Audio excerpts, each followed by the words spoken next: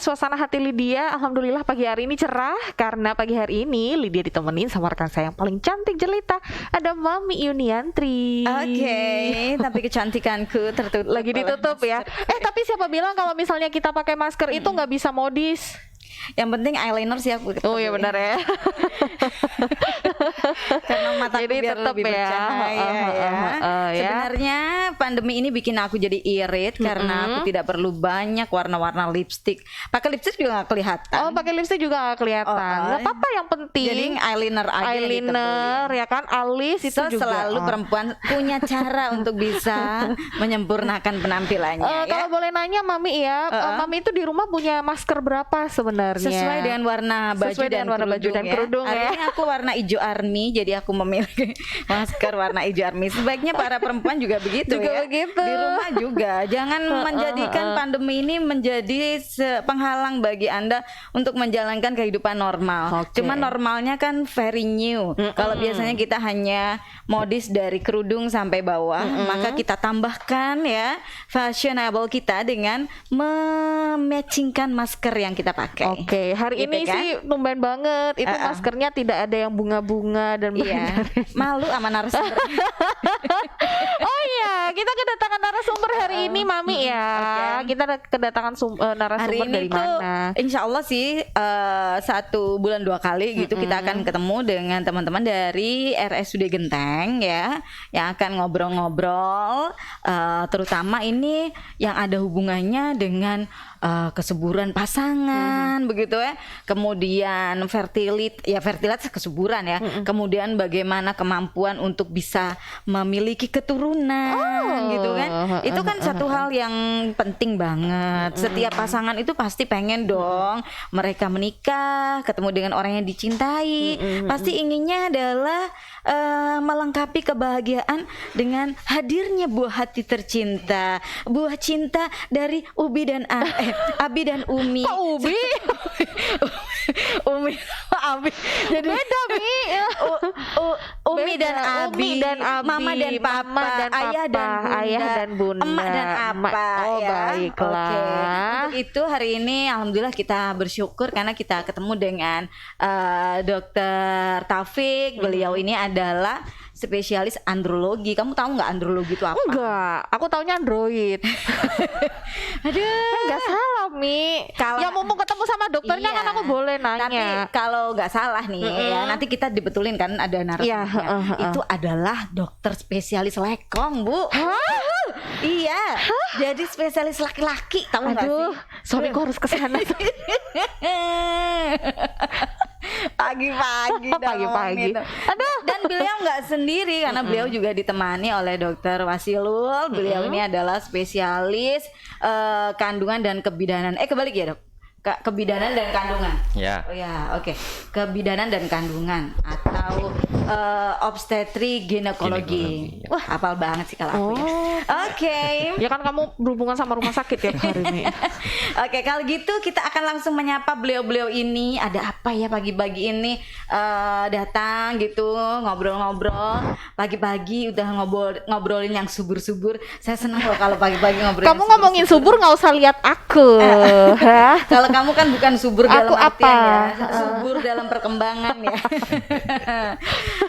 Assalamualaikum dokter. Waalaikumsalam Mami. Sehat ya Dokter Apa Taufik? kabar Dokter Sehat Taufik? ya, Mbak Lydia sehat. Dokter Ilul juga selamat datang. Selamat datang.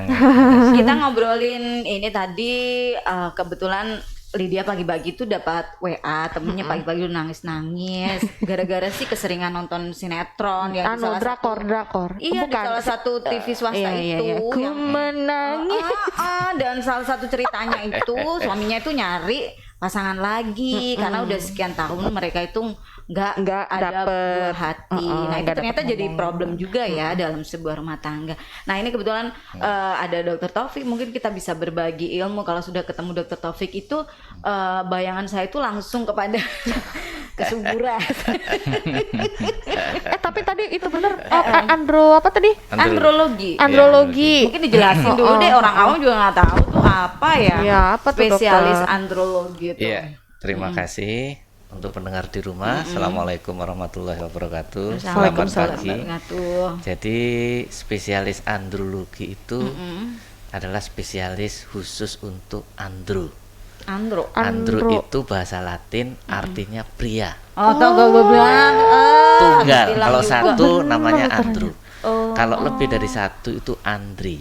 Oh Iya. iya. Jadi spesialis khusus untuk laki-laki. Contohnya, Contohnya. ya kualitas spermanya tidak bagus. Oh. Contoh lain, ukuran penis di bawah standar atau mikro Oh, penis. emang ada standarnya, Oh, dokter? ada. Kalau mau lihat ukurannya boleh di tempat saya, Mbak Lydia. Ya. Adanya nggak usah kayak gitu. Kan aku tanya, Mami. Kok kelihatannya semangat ya, ada apa nih?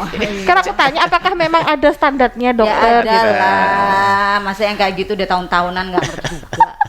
Oke, terus. Bisa juga ya yang berkaitan dengan fungsi seksual pria. Oke. Jadi ejakulasi dini, disfungsi ereksi, suami yang tidak bergairah. Jadi Mbak Lydia bisa ngirim suaminya ke saya. Oh, Iya. kok begitu ya? Tapi kalau untuk urusan nggak bergairah itu ya bisa jadi karena kamu mungkin kurang Apa maksudnya ya? Kan aku subur, Mi. Oke. Nah, hari ini kita ketemu dengan beliau dan kita akan ngobrol tentang topik fertilitas atau kesuburan, begitu ya, Dok ya. Nah, ini kesuburan yang di sini tuh kan bukan subur dalam artian berat badannya ya, badannya Iya. subur ya, tapi subur dalam hubungan Reproduksi. reproduksi Iya. ya, terkait dengan reproduksi. Nah, ini mungkin bisa disampaikan, Dokter.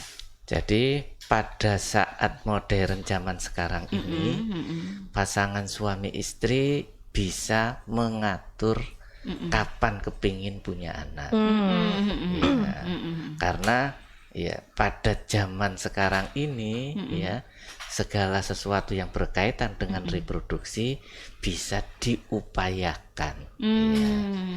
Kalau definisi pasangan disebut infertil itu kalau sudah menikah 1 tahun hubungan seksualnya teratur dan tidak pakai KB, tidak hamil, disebut pasangan yang infertil. Oh, begitu. Ya, tapi zaman sekarang ini kan kadang-kadang walaupun belum 1 tahun, kalau kepingin punya anak segera ya tidak apa-apa, tidak usah menunggu 1 tahun, dan itu bisa ya dilaksanakan oleh 2 dokter yang bekerja sama, ya dokter kandungan bersama dokter andrologi. Kalau bersama-sama menangani pasangan suami istri, mudah-mudahan keinginan punya keturunan tadi segera bisa terpenuhi. Oke, kalau Dokter Taufik ini ibarat ngurus dari pihak lakinya ya. Iya, betul. Berarti Dokter Ilul dari pihak perempuannya. Ya, nah, ini kalau kesuburan untuk versi perempuan tuh yang kayak gimana ya, Dok? Jadi kesuburan dalam pada pihak perempuan ya. Jadi otomatis memang biasanya kalau misalkan ada suatu pasangan yang lama tidak punya anak, stigmanya itu kebanyakan arahnya Ke perempuan, yang perempuan gitu. yang ini. jadi otomatis kadang-kadang Ini sing gabuk sing wedok. iya, Kenapa ya? yang pertama kali diperiksa pasti Yang perempuan. perempuannya dulu. Padahal tidak selalu seperti itu. Pada kenyataannya banyak juga yang bermasalah itu di pihak laki-laki. Di pihak laki-lakinya. Betul. Jadi otomatis kalau untuk kesuburan bagi seorang wanita ya itu memang sangat penting ya. Tanda seorang wanita subur gampangnya itu ya bisa dilihat dari menstruasi. Kalau menstruasinya teratur itu kebanyakan sih subur biasanya. Oke. Jadi itu adalah tanda yang paling simpel. Yang gampang dilihat ya, tapi ya enggak Walaupun- segampang itu tadi sebenarnya. Memang harus ini ya. Salah harus satu tanda Salah ya. satu. Dan itu harus dari mulai dia pertama kali mengalami menstruasi gitu ya. Betul. Maksudnya- nanti kita runtut ke belakang riwayatnya seperti apa, perjalanan haidnya begitu. Terus kemudian menikahnya juga sudah berapa lama gitu ya, baik kontrasepsi apa tidak. Itu nanti akan kita interview pada saat awal pertemuan. Disebut pasangan usia subur itu rentangnya tuh umur berapa sih? Misalnya kan orang menikah itu kan juga bervariasi. Ada orang yang menikah sesuai dengan umur ideal. Tapi ada juga orang yang mungkin menikah ya mohon maaf rodok kasep atau gimana begitu ya. Ya, Gimana itu? kalau untuk pria umur berapapun kalau spermanya masih subur, masih bagus, bisa menghamili perempuan. Oh. Termasuk kakek-kakek umur 70 tahun Kakek-kakek pun, bisa? oh masih bisa Mbak Lydia. Iya. Berarti memang kualitas sperma Mi. Asal spermanya asal spermanya jumlahnya bagus. cukup, kualitasnya baik. Kualitas dan kuantitas berarti Betul, ya. ada dua hal ya. Oh iya. Jadi kalau kedua-duanya masih dalam kondisi normal, berapapun usianya masih tetap bisa menghamili. Ya, Oke. kalau zaman dahulu kalau tidak bisa melakukan hubungan seks sudah tidak bisa membuat perempuan hamil. Kalau zaman sekarang bisa, Mbak Mami. Misalkan dia tidak bisa ereksi, ya, kita bisa mencari spermanya itu. Nanti kita proses dengan inseminasi, bisa membuat istrinya hamil. Tidak selalu dengan cara hubungan seksual. Dengan cara inseminasi pun zaman sekarang bisa. Teknologi sudah teknologi, sedemikian rupa teknologi. ya. Apalagi yang terakhir dengan bayi tabung pun, walaupun jumlah spermanya hitungannya bijian, tidak di bawah 10 lah jumlahnya, itu bisa membuat istrinya hamil. Kalau zaman dahulu membutuhkan jumlah sperma yang jutaan untuk bisa membuat perempuan hamil. Kalau dengan cara konvensional, tidak memakai cara-cara kedokteran, itu minimal sperma yang dibutuhkan sekitar 15 sampai 20 juta jumlahnya. Wow, 15 sampai 20 juta. Iya, per cc-nya. Oh, ngitungnya gimana Oh dong? ada, silakan datang ke tempat saya, nanti saya beritahu cara menghitungnya. Ya ampun. Mami, kamu mau ngitungin sperma nih? Ya Dari- nggak tahu dari mana juta-juta gitu. Iya, sperma Iya. itu ya dalam 1 cc itu yang normal minimal 15 sampai 20 juta. Ya, 1 tetes itu minimal 1 juta. Ya, karena dalam 1 cc itu biasanya 20 tetes ya. Tapi ada juga yang tidak sampai pada jumlah itu. Ada, yang tidak ada isinya pun ada. Betul, cuman cairan saja. Ya, jadi Nah, itu harus tadi dipahami ya Nah, oleh laki-laki ya. itulah makanya di masyarakat harus selalu diinformasikan bahwa kalau ada pasutri, pasangan suami istri yang belum dikaruniai keturunan karena istrinya tidak pernah hamil, belum tentu kesalahan istrinya. Bisa jadi spermanya, jumlahnya dan kualitasnya di bawah standar. Itu istrinya akan susah hamil. Ya.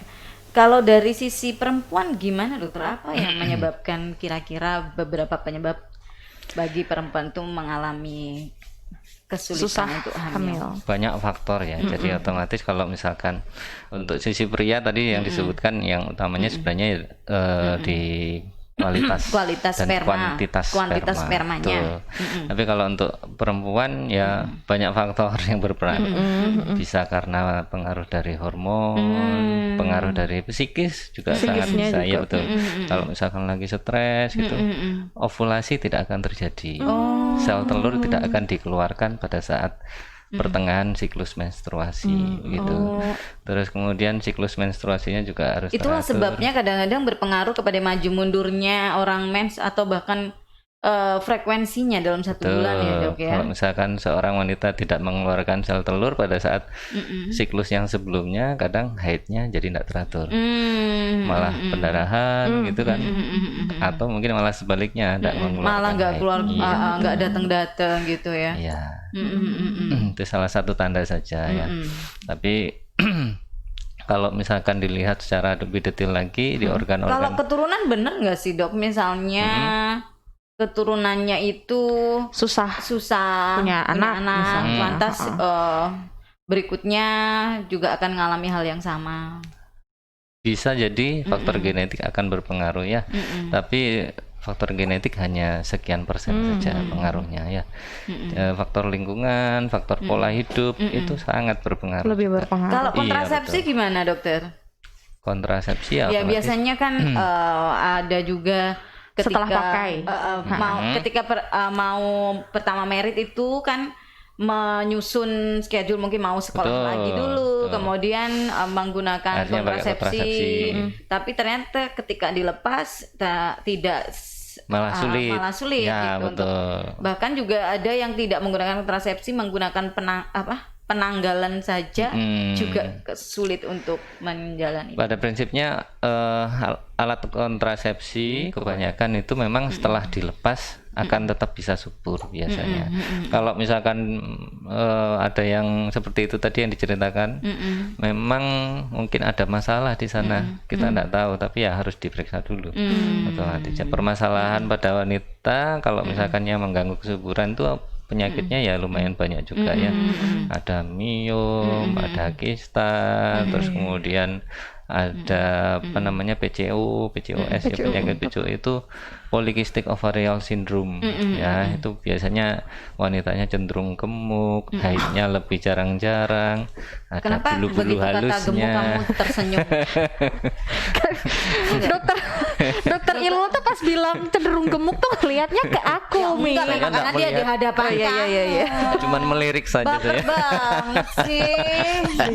Enggak. Kamu tuh Iya, maaf. kan subur tuh dicari sama Subur. perempuan, kita Oh, lagi iya. ngomongin kesuburan. Iya, nggak usah ngeliat gitu. Jadi banyak ya faktornya ya, Dok, Banyak ya. faktornya, iya. Faktor salah satu memang keturunan, tapi bukan berarti ketika istilahnya kalau orang Jawa bilang larang anak berarti bakal menjadi doktrin bahwa Iya, kamu pun juga kelak bakalan kalau sulit. sudah menikah juga akan kesulitan Iya. punya anak. Nah, ini apa sebaiknya ya orang yang mau menikah, bukan ketika sudah menikah, itu melakukan pemeriksaan kedua-duanya, misalnya apakah bisa dilihat itu, dokter? Ataukah mereka yang sudah pernah berhubungan seksual sajakah yang sudah bisa dilihat bagaimana kualitas dari keduanya? Ataukah misalnya daripada nanti sudah menjalani kehidupan rumah tangga Malah tambah kesulitan, sulit, ya betul. apakah itu bisa dilakukan bagi mereka yang belum pernah melakukan aktivitas seksual? Jadi untuk pasangan yang mau menikah itu juga ada ya yang disarankan untuk konsultasi. Tetapi kepada mereka ini harus disiapkan mentalnya. Jangan sampai karena informasi yang kita berikan jadi bencana, jadi tidak jadi menikah, kan nanti repot. Kalau keduanya memang sepakat apapun hasil pemeriksaannya bisa menerima, ya kita informasikan. Kalau untuk pria sangat sederhana ya. Kalau hasil sperma analisa atau analisa sperma ini hasilnya normal, baik jumlah maupun kualitasnya, masalah selesai. Ya, dalam waktu 1 hari kita sudah tahu dia subur atau tidak pria tersebut. Gitu. Jadi saran kami ya, kita kan ada klinik fertilitas di Rumah Sakit Genteng. Setiap pasangan yang ingin punya anak, ya itu kedua-duanya harus datang bersamaan. Nggak boleh. Tapi kan sulit kadang-kadang ya. Ini sudah ada titipan pertanyaan sih. Nanti yang mungkin bakal dibahas. Sulit Iya. sekali begitu mengajak pria, katanya suaminya, Iya. untuk bersama-sama periksa. Iya. Sudah kamu aja yang datang ke dokter kandungan, misalnya kayak gitu. Iya. Seperti itu. Tapi dianya nggak pernah mau datang. Nah, ini itu gimana, Dok? ya itu ego prianya yang lebih dominan. Padahal untuk mengetahui kelainan pada pria itu sangat mudah dibandingkan dengan dokter kandungan. Tadi dokter kandungan menyatakan iya hormonnya, iya rahimnya, iya kandung telurnya, salur dia dan salurannya. lain-lain banyak Lebih faktor ribet ya. lebih ribet. Kalau Kalau pria kan laki-laki cuma hanya periksa cukup analisa periksa sperma. Dan pada saat pemeriksaan analisa sperma pun tidak ada kesakitan sama sekali. Iya. Malah kalau orgasme malah seneng prianya. Iya, benar. Jadi saran kami, setiap pasangan yang ingin punya anak, kedua-duanya datang ke klinik fertilitas. Oke. Yang pria ke androlog, yang perempuan ke Ke dokter kandungan. Kandungan. Oke.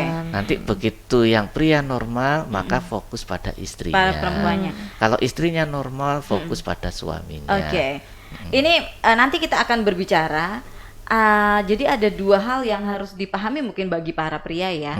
Antara kesuburan dengan ketidakmampuan seksual itu adalah dua hal yang berbeda. berbeda. Ya. Jadi itu dua hal yang berbeda ya, antara ketidaksuburan dengan ketidakmampuan istilahnya secara seksual. Jadi itu kita akan ngobrolin lagi setelah iklan layanan masyarakat berikut ini. 88,1 Gelombang FM Interaktif Inspiratif. Jalan Melati 08, telepon 0333 417 027. Fanpage Radio Gelombang FM, Twitter @Gelombangan 881 FM, live streaming gelombanganfm.com.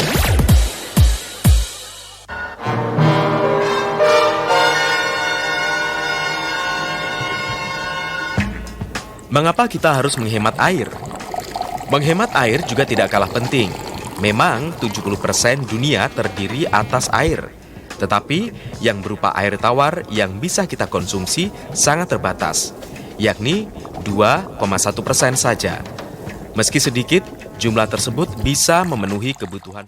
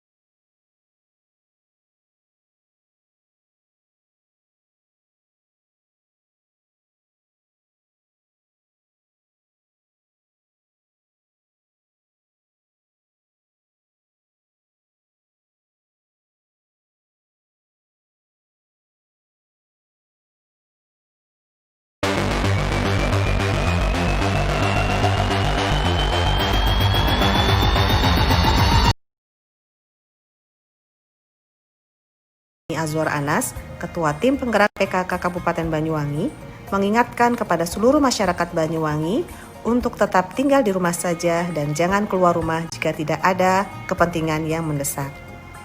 Bila terpaksa harus keluar rumah, wajib memakai masker karena di luar rumah banyak orang yang memiliki potensi untuk menularkan penyakit. Jaga jarak dengan orang lain lebih dari 1 meter. Sering-seringlah mencuci tangan pakai sabun dengan air mengalir.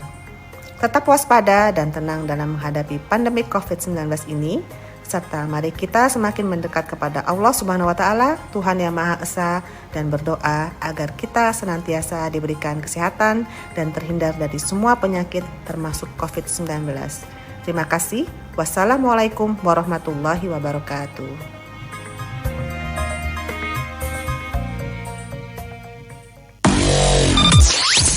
88,1 Gelombang FM Interaktif Inspiratif. Jalan Melati 08, telepon 0333 417 027. Fanpage Radio Gelombangan FM, Twitter @Gelombangan 881 FM, live streaming blambanganfm.com.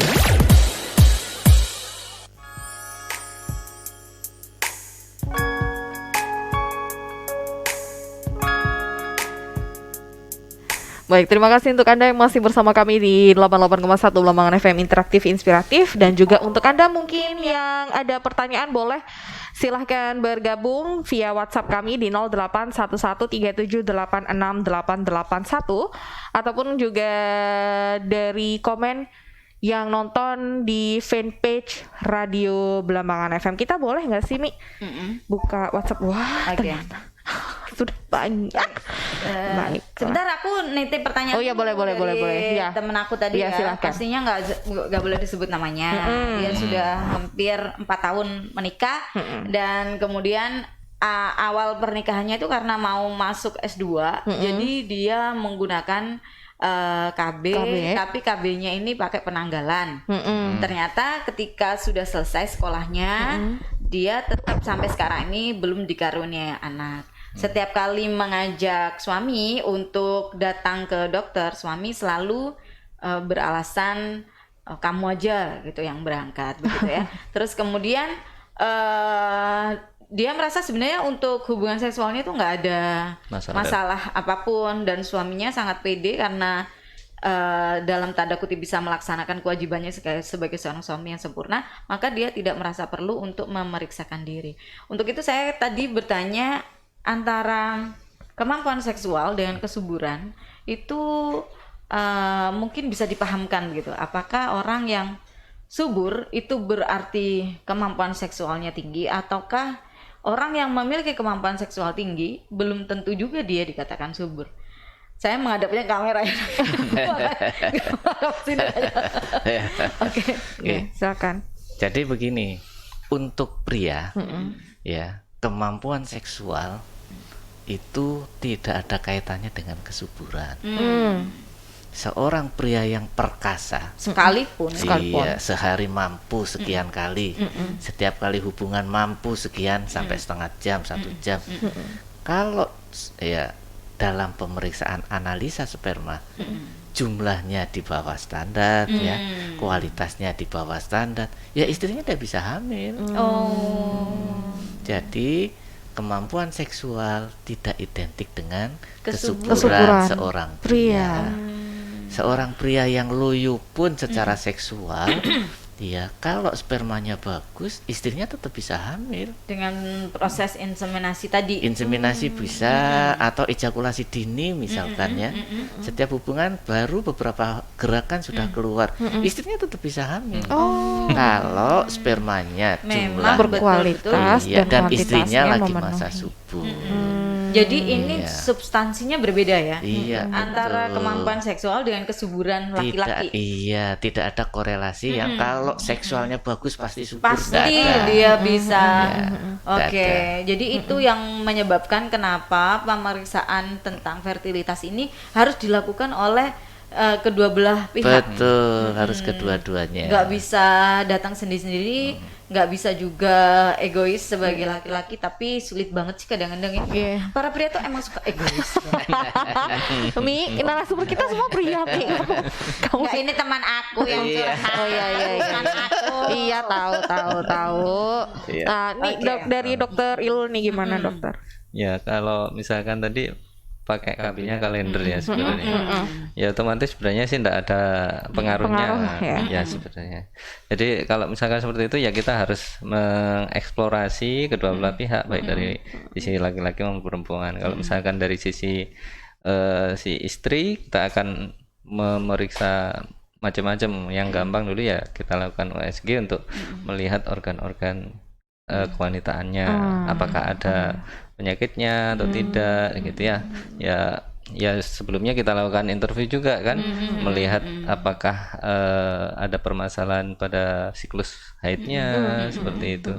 Terus kemudian baru kita explore untuk ada kelainannya pada secara anatomis ya. Kalau 4 tahun sudah waktunya ya, Dok? Sudah 1 tahun itu aja sudah harus betul. periksa. Misalkan 1 tahun tidak pakai kontrasepsi, tidak pernah ditinggal sama Bang Toyib, gitu. Jadi harus diperiksa. Iya. Dan periksanya juga dua-duanya. Periksanya Ya. adalah Jangan bilang kamu dua-duanya. aja. Iya, gitu. Enak aja. Ya, Oke. yang sudah masuk di 081137868881. Dokter, saya 5 tahun sudah menikah. Belum diberikan momongan. Mertua juga kayaknya sering malah menyalahkan saya yang badannya cenderung kurus dan suka makan pedas. Emangnya itu pengaruh ya? Badan kurus makan pedas. Terus kalau Saya tahu konsultasi lagunya ya. Ini yang istrinya apa suaminya ini yang begitu? Yang WA istrinya. kayaknya sebentar saya lihat dulu ya. Seperti iya benar Oke. yang perempuan. Baik ya Mbak, pasti lagunya Kumenangi. Kan mertuanya iya benar ya. Kan mertuanya suka nyala-nyalain kan. Dan kalau konsultasi apakah biayanya mahal gitu? Ya, Oke. dijawab dulu mungkin baru nanti ini. Nggih, kalau misalkan Badan kurus, badan suka kurus, makan pedas. suka makan pedas, kalau misalkan suka makan pedas sepertinya tidak Nggak ada pengaruh. gunanya. Tidak ada pengaruhnya Banyak yang ya. suka makan pedas ya tetap subur aja. Terus malah kalau suka pedas-pedas banyak vitamin C-nya itu. Itu juga di cabai itu juga banyak vitaminnya, jadi otomatis bisa membantu kesuburan juga. Ya. Tapi bukan berarti saya terus harus makan pedas.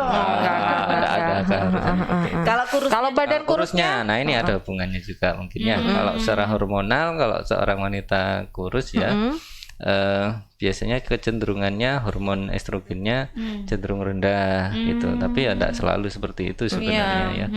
Kita tahunya nanti akan kita cek ya. Kalau misalkan badan seorang wanita kurus karena lemak tubuhnya relatif kurang, jadi untuk hormon estrogennya relatif rendah, itu bisa. wah ini Kalau kelebihan mungkin malah sebaliknya. kebanyakan ini semuanya. nih aku ini kalangan subur, kamu tuh gimana sih? Iya, pertanyaan keduanya tadi kalau konsultasi apakah biayanya mahal? Pasti bilangnya murah. Kan di rumah sakit Genteng itu, Oh ya, itu kan di kliniknya kan ada standar sesuai dengan perda. Ya, jadi suami beli karcis, istri beli karcis, ya selesai. Oh, udah. Iya, kecuali nanti ada pemeriksaan tambahan. Misalkan suaminya perlu periksa analisa sperma. Ada pemeriksaan itu, pemeriksaan analisa sperma kalau tidak salah sekitar 100 sampai 120.000. Ya ampun, murah banget. Murah. Terus Pursida. Ya periksa ya. seandainya ya spermanya ada masalah, kita ingin menelusuri kelainannya di mana, kan perlu pemeriksaan darah baru nanti ya perlu tambahan biaya. Kalau tidak ada kelainan, hanya sperma ya cuma Paling nggak karcis. konsultasi dulu lah. Iya. Konsultasi aja datang ya. Kalau kita putus-putusin sendiri itu kan kita terjebak sama pikiran-pikiran Iya, kita iya, sendiri iya, iya. dan tidak akan menemukan jalan keluar. Setidaknya kalau orang berkonsultasi, ngobrol sama yang ahli, kita jadi tahu apakah arah kanan atau arah kiri, tengah atau gimana gitu kan. Oke. Jadi gitu, makanan pedas tidak pengaruh Tidak ada ya. pengaruhnya, Makanya ya. jangan kurus-kurus banget. Iya. Enak ya kamu ya. Dua dokter ini seperti memberi angin segar gitu ya. Ya Allah, kaget ya. Oke. Dokter, saya adalah termasuk istri yang susah sekali orgasme. 2 tahun menikah belum ada anak. Memangnya itu pengaruh juga? Oh iya. Oke. Udah, Tadi gitu. sudah disampaikan ya, orgasme baik pada pria maupun pada perempuan tidak ada kaitannya dengan kesuburan. Ya, Apa nih Mas? Nggak apa-apa, lanjutin aja dokter. Jadi- nanti aku bantu. perempuan ya diperkosa pun, iya kalau dia lagi masa subur, kemungkinan hamil tetap ada. Dan laki-lakinya juga berkualitas. Betul. Yang penting spermanya baik, istrinya subur, diperkosa pun bisa hamil. Ini dalam artian analogi yang sedemikian rupa ya. Betul. Jadi walaupun tidak orgasme pada perempuan, asal dia pada saat itu masa Subur dan laki-lakinya juga dalam spermanya keadaan bagus. iya, spermanya juga bagus, tetap bisa hamil. Ya. Oke. Jadi tidak ada kaitan langsung antara kesuburan dan orgasme. Oke. Pada perempuan yang dilakukan inseminasi, mereka tidak orgasme kok. Oh. Tapi Oh kalau iya benar ya. kalau inseminasinya sukses ya hamil. Oke. Oh iya. Ya Iya juga sih. Iya gitu ya. Kalau Dokter Ilul gimana, Dok? Ya sama seperti itu. Jadi pada wanita pun orgasme pun juga tidak ada kaitannya dengan masalah kesuburan ya. Jadi kalau misalkan seorang wanita mau orgasme berapa kali pun, tapi kalau dia organnya ada yang bermasalah, dia tidak akan bisa memberikan keturunan. Jadi itu tidak tolak ukur. Bukan tolak ukur ya. Oke. Baik, selanjutnya ini selamat pagi dokter. Saya mohon pagi. saran nih. Saya punya tetangga. Tetangga saya hamil 7 bulan. Kemarin ke dokter kandungan di USG katanya bayinya sudah meninggal. Nah, gimana sih? Disarankan operasi, sedangkan keadaannya orang nggak punya sampai sekarang belum dioperasi. Gimana caranya ya? Oke. Walaupun mungkin ini topiknya agak nyambung. menyimpang ya, karena kita hari ini berbicara tentang fertilitas atau kesuburan dari pasangan. Mungkin karena hamil itu Mi. Iya, oke. Jadi makanya harus simak dari awal ya. Topik kita adalah kesuburan. Iya, oke. Mungkin ada jawaban singkat aja, dokter. Wah, ini kalau misalkan seperti ini, Kasusnya harus kalau ketemu dulu sama masalah dokternya ya. meninggal terus nggak bisa dioperasi, harus gimana solusinya? Nah, Mungkin itu yang ini saya sulit menjawabnya ini. Tapi memang berkaitan untuk dengan masalah dana dan segala macamnya. Tapi memang satu-satunya jalan memang harus operasi dokter ya. Nah, kalau misalkan bayi meninggal tidak ada kontraindikasi secara obstetrik, biasanya tetap diupayakan lahir normal biasanya. Tidak harus begitu. operasi begitu. Malah nanti kalau misalkan bayinya meninggal harus dioperasi, ya kasihan dong. Iya, sudah bayinya meninggal, sudah di perutnya disobek-sobek. Ya. Oh gitu. Jadi masih ada Jadi upaya masih ada sebenarnya upaya ya. untuk Iya. melahirkan Oke. normal gitu. Baik, kita masih bicara tentang kesuburan ya. Nah, ini program inseminasi sendiri itu sebenarnya apa sih, Dok? Kalau misalnya kita boleh tahu nih. Jadi pada pria tertentu atau pada perempuan tertentu kadang-kadang tidak memungkinkan untuk hamil dengan cara Yang normal. seperti umumnya. Betul, maka diperlukan bantuan. Ya, bantuan itu salah satunya adalah dengan cara kawin suntik. Kawin suntik atau inseminasi ini prosesnya ya pada saat istri itu masa subur, ya sperma suami dikeluarkan. Nah, setelah itu sperma itu diproses di laboratorium oleh androlog. Nanti setelah kita kerjakan, kita ambil sperma yang bagus, Yang paling ya, yang berkualitas dengan jumlah yang cukup. Setelah dipreparasi, setelah kita siapkan dengan proses kimia tadi, pada saat setelah selesai, sperma ini kita serahkan ke dokter kandungan. Oleh dokter kandungan akan dimasukkan ke dalam rahim dengan tujuan mudah-mudahan sperma ini bisa membuahi sel telur yang ada di sana. Karena tadi itu, jadi inseminasi itu bisa karena faktor suami, bisa karena faktor istri. Ya, jadi kedua-duanya harus segera kita selesaikan kedua masalahnya. Dan ini juga salah satu upaya untuk mendapatkan kehamilan kalau dengan cara biasa tidak bisa. Dan itu bisa dikerjakan di rumah sakit Genteng. Iya. Dan itu butuh berapa lama ya, Dok, prosesnya ketika seseorang memutuskan untuk melakukan satu tindakan Tergantung keputusan pasangan tersebut.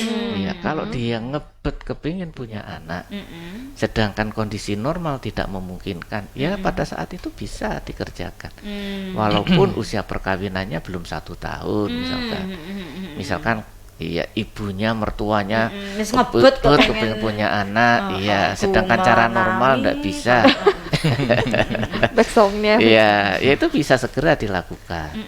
Tetapi kalau standar perkawinan disebut infertilitas itu kan setelah 1 tahun ya. Setelah 1 tahun orang Betul. sudah harus mulai was-was. Betul. Kalau usianya pada saat menikah si istri sudah lebih dari 35 tahun, tidak harus menunggu 1 tahun. Iya. 1 bulan kepingin punya anak ya monggo. Zaman sekarang ini sudah bisa ya. Mengejar waktu. Betul. Barangkali memang 1 tahun usia pernikahan, tapi menikahnya umur sudah 49, jadi kan agak repot, nunggunya kelamaan, ya kan? Jadi bukan berarti, Kak dokter bilang mungkin baru 1 bulan, 2 bulan usia pernikahannya, ya ngebet punya anak, ya kebetulan yang nikah ini umur-umur udah hampir setengah abad, baru sadar kalau kawin itu enak. Biasanya yang menikah umurnya di atas 35 itu memang sebaiknya kalau perlu dibantu. Karena Kan seorang itu resiko wanita tinggi juga ya. wanita kan ada batasannya kan. Iya, Nah, kalau pria mungkin selama kualitas Nah, suaranya kalau saya ini bagus kan sampai udah 70 tahun bisa. Aku udah kepala 4 nih dok. Tapi kalau- Misalnya nah, pengen itu punya betul. anak lagi gitu berarti harus bener-bener Betul. tingkat kewaspadaannya tinggi ya. Sel telur seorang wanita itu kan jumlahnya terbatas. Ya batasannya gampangnya kan kalau sudah menopause atau sudah enggak keluar haid pasti nggak sudah nggak enggak bisa ada lagi. sel telur lagi sudah Oh, habis gitu. pasti ya. Jadi pada saat umur 35 ya 30 ke atas itu jumlahnya tinggal beberapa ratus 100 sampai 1000 begitu ya sel telur. Nanti setelah mau menginjak umur 40 tahun mungkin tinggal beberapa puluh ya.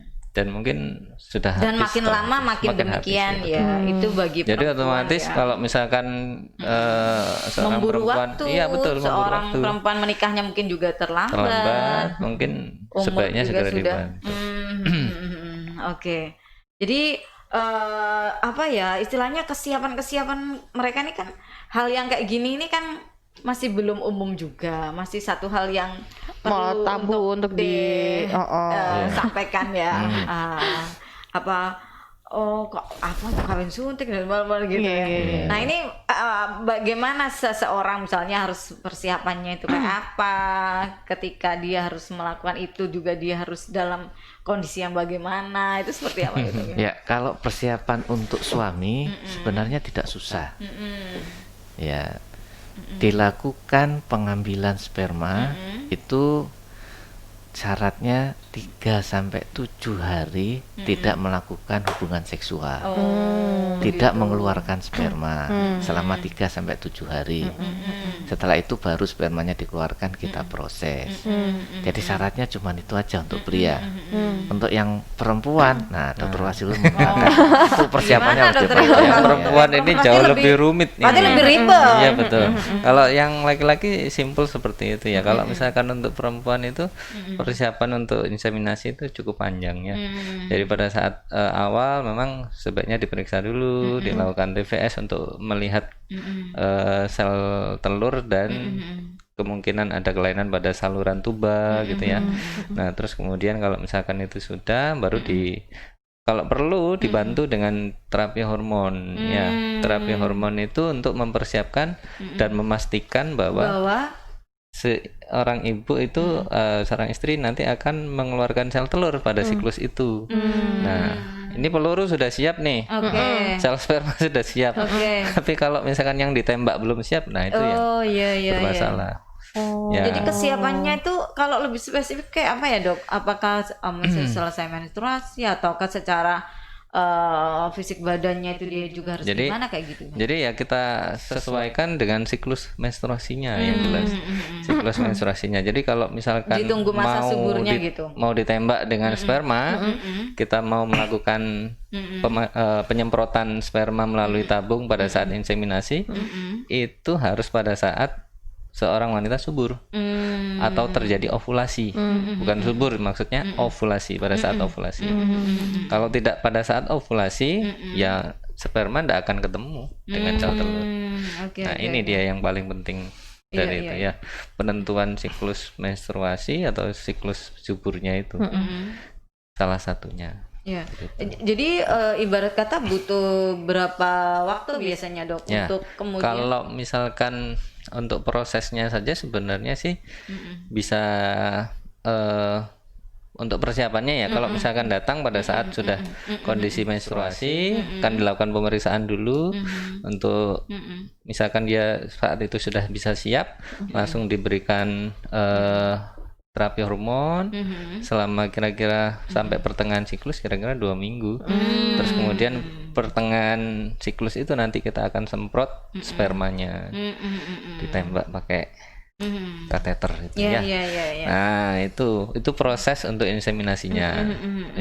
Pada saat penyemprotan aja mungkin butuh waktu hanya mungkin beberapa hari mungkin perlu rawat inap 2 hari atau 3 hari pada saat penyemprotan itu sambil dipersiapkan diberikan Termasuk terapi kondisi hormon. fisiknya juga harus siap benar ya dok ya. Yang jelas kalau sebelumnya yang harus persiapan mental, dia Mental, siap psikologis. punya anak apa enggak gitu ya. Iya, Yang laki-laki iya. juga gitu, diambil spermanya, terus kemudian setelah itu kan setelah selesai dilakukan penyemprotan sperma ya, terus kemudian kan diikuti perjalanannya, dites hamil apa enggak, Itu- ya tes kencing ya biasanya. Berapa hari setelah penyemprotan? Biasanya sih 2 minggu. 2 minggu Ya, ya. setelah penyemprotan kita tes. Kalau misalkan tesnya positif, berarti nanti akan di USG berikutnya. Terus kemudian kalau misalkan masih negatif, bisa ditunggu kira-kira seminggu 2 minggu. Kalau masih negatif juga biasanya kita anggap gagal. Ya, kalau gagal berarti harus diulang lagi. Nah, itu enggak. Iya. Jadi harus Iya. betul-betul sabar juga ya. Iya, jadi keberhasilan untuk inseminasi ini pun juga tidak ada yang menjamin 100% pasti berhasil ya. Jadi kemungkinannya sekali tembak itu mungkin ya 30% sebenarnya ya. Untuk kemungkinan keberhasilannya. Kalau bayi tabung mungkin bisa sampai 40 sampai hampir 50% kemungkinannya. Tapi kalau diulang terus ya kemungkinannya akan meningkat pasti. Iya. Jadi itu yang Ya. perlu disepakati bersama juga Ya, gitu ya. betul. Dan Jadi dari pemahaman awal ini- kita akan sampaikan kemungkinan keberhasilannya berapa persen. Itulah sebabnya laki dan perempuannya harus datang bersama-sama gitu.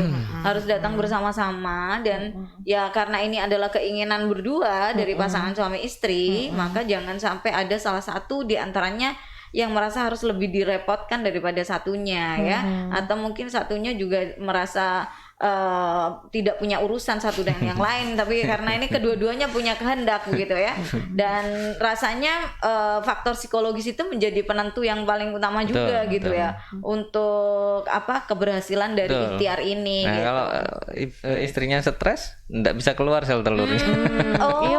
Itu juga ya dok ya. Iya, gampang Iya, sekali. iya. Kalau masalah Iya. pengaruh dari psikologis itu ya. Oh. Jadi sangat berpengaruh sekali. Kalau misalkan seorang ibu siap, dia yakin, insya Allah berhasil biasanya. Ya. Nah, kalau sudah stres dari awal dia sudah pesimis begitu, sel telur nggak akan keluar, nggak berhasil biasanya. Jadi sangat berpengaruh menurut saya ya. Oke. Mungkin ada pertanyaan lagi. Waktu kita udah tinggal 5 menit lagi. Nggak terasa kita ngobrol-ngobrol. Oke, dok, di ujung obrolan kita dok, nih tentang program inseminasi ini sendiri, bagaimana pelaksanaan, tata cara dan sebagainya jika harus dilaksanakan, seperti apa nih? Jadi di Banyuwangi ya Mbak Mami, Mbak Lydia, untuk inseminasi yang dikerjakan oleh androlog dan dokter kandungan ini hanya ada di Rumah Sakit Genteng. Di sana ada klinik khusus namanya klinik fertilitas.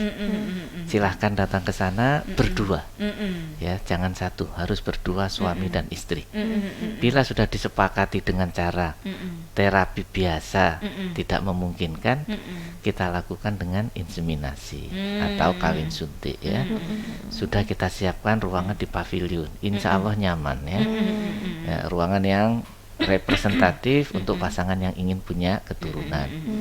Dan saran kami ya, kalau kita sudah berusaha ya harus rileks ya. Ya mohon sama Yang Maha Kuasa supaya secara psikis ya Bisa lebih betul lebih siap.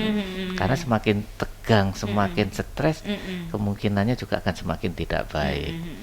Jadi sekali lagi saya sebagai androlog menghimbau, kalau ada pasutri belum dikaruniai keturunan, Lebih dari 1 tahun. iya, silahkan segera untuk diperiksakan. Dan belum tentu kesalahan istrinya, karena pasien-pasien yang di rumah sakit kita sudah tahu dari beberapa kasus yang kita periksa spermanya, iya banyak yang spermanya ternyata bermasalah.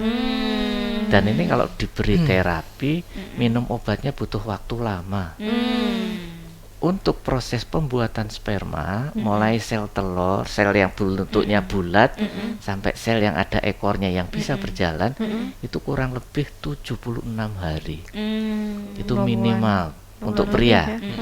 Jadi untuk mengobati sperma supaya berkualitas minimal minumnya 80 hari. Jadi minum sehari 2 hari tidak Nggak bakal akan banyak pengaruh. pengaruhnya. Karena proses tadi mulai selnya bulat sampai selnya matang dan ada ekornya bisa jalan minimal 76 hari proses itu. Jadi untuk pria suami yang minum obat ya saran kami ya patuh minum minimal 80 hari agar sperma yang sedang kita obati tadi sesuai dengan standar yang ada. Jumlahnya cukup, kualitasnya baik. Kalau sperma itu tetap jumlahnya kurang, ya minimal tadi kan kalau bisa 20 juta per cc-nya. Misalkan jumlahnya kok dioterapi tetap aja maksimal cuma 9-10 juta. Iya, dengan cara biasa tidak mungkin ya kita inseminasi. Nah, mudah-mudahan dengan cara inseminasi ini nanti sperma yang ada yang jumlahnya tidak sampai 20 juta ini akan kita pilih yang bagus-bagus. Kita prepare ya, preparasi istilahnya ya. Kita pilih sperma yang berkualitas di laboratorium, nanti kita saring. Nah, setelah kita pilih yang bagus, kita serahkan ke dokter kandungan untuk memasukkan. Proses pada saat pelaksanaan tidak lama. Ya, untuk suami hanya butuh 1 hari pada saat itu. Yang lama adalah persiapan istri. Oleh dokter kandungan yang dikasih terapi, obat, pil dan macam-macam. Setelah proses pada hari itu, pada saat ovulasi itu dilaksanakan inseminasi, pasiennya tidak disarankan langsung pulang, tapi butuh istirahat di rumah sakit. Supaya relax dulu. Betul, supaya hasilnya maksimal ya. Kecuali kalau rumahnya sebelahnya rumah sakit, tidak masalah. Iya. Nyebrang kan. Iya. Kalau Mbak Mami rumahnya Banyuwangi, Mbak Lydia prosesnya di Genteng. Nanti capek di jalan. Capek di Iya, jalan. betul. Lebih baik Cecer malah. lebih baik istirahat di dulu. iya di rumah sakit 2 Genteng. hari di rumah sakit Iya. Genteng, pulangnya siang langsung Betul. mampir di warung Iya, ayam Ayam pedas. pedas. Aduh, Iya. mantap. Kalau dokter Ilul ada tambahan, Dok? Silakan, dokter. Ya, jadi kalau misalkan untuk mengenai proses inseminasi sendiri memang butuh waktu untuk istri ya. Memang prosesnya cukup rumit pada saat awal pemeriksaan. Terus kemudian kalau misalkan untuk sudah siap ya, kita tahunya ya nanti pada saat pemeriksaan TVS yang terakhir kita lakukan pemeriksaan transvaginal sonografi hari ke-12 biasanya. Nanti kalau misalkan itu sudah kita temukan sel telur yang cukup besar ya, terus kemudian kita akan suntikan hormon untuk melepas, atau mungkin kita tunggu secara alami bisa. Terus kemudian kita tentukan jadwal untuk penyemprotan spermanya. Nah, nanti biasanya disesuaikan dengan pada saat terjadinya keluarnya sel telur ya. Pada saat terjadinya sel kita tentukan hari apa, jam berapa biasanya ya. Nanti kita semprot, terus kemudian istri akan di bed rest dulu selama beberapa saat ya, mungkin 10 sampai 15 menit, tidak boleh bergerak dulu ya. Terus kemudian diobservasi, mungkin sebaiknya menginap semalam ya setelah penyemprotan ya. Terus kemudian baru besoknya bisa pulang. Gitu. Nah, nanti menunggu untuk prosesnya ini kadang-kadang juga harus dilihat dulu. Kalau perlu kadang diulang lagi penyemprotannya. Ya, setelah 3 hari kemudian. Biasanya 2 hari atau 3 hari kemudian, kalau memang kita rasa mungkin kurang adekuat, ada sesuatu yang masalah, misalkan pada saat penyemprotannya ada yang Keluar. kembali. Pada saat berat ya, terus kemudian nyemprot keluar kembali, nah itu mungkin harus diulang lagi. Iya. Itu tadi bagaimana apa istilahnya sistem atau pelaksanaan dari program inseminasi yang sekarang ini sudah ada di RSUD Genteng yang ditangani langsung oleh dokter spesialis andrologi dan juga dokter spesialis kandungan kebidanan ya. Dokter Taufik, terima kasih loh. Sama-sama, sudah terima kasih. hadir di studio. Dokter Ilul, terima kasih sudah Sama-sama. datang ke studio. Semoga obrolan ini benar-benar bisa memberikan manfaat ya kepada para pasangan terutama yang memang sudah lama mendambakan untuk memiliki momongan untuk menyempurnakan kebahagiaan dalam rumah tangga. Saya sarankan sih pada saat datang ke dokter Taufik atau ke dokter Ilul tidak usah membayangkan wajah mertua ya. Jadi Anda harus relax ya, benar-benar menjalani Benar semuanya ya, itu Mami, ya. dengan penuh rileks santai ya. Dan tidak usah juga perjalanan dari Banyuwangi ke Genteng dengan mendengarkan lagunya Rosa juga tidak perlu ya. Karena nanti akan menimbulkan hal terutama ku menangis. Ini udah aku siapin lagunya. Udah aku siapin lagunya, Mi. Harus benar-benar sering dengerin radio dengan lagu-lagu yang ceria seperti Radio Blambang. Oke, kalau gitu kita menutup untuk perjumpaan hari ini dan kita berharap bisa berjumpa lagi 2 minggu yang akan datang. Tentu ya. masih bersama Dr. Taufik, Dr. Ilul atau teman-teman dari RSUD Genteng. Kita akhiri dengan ucapan terima kasih. Selamat pagi. Assalamualaikum.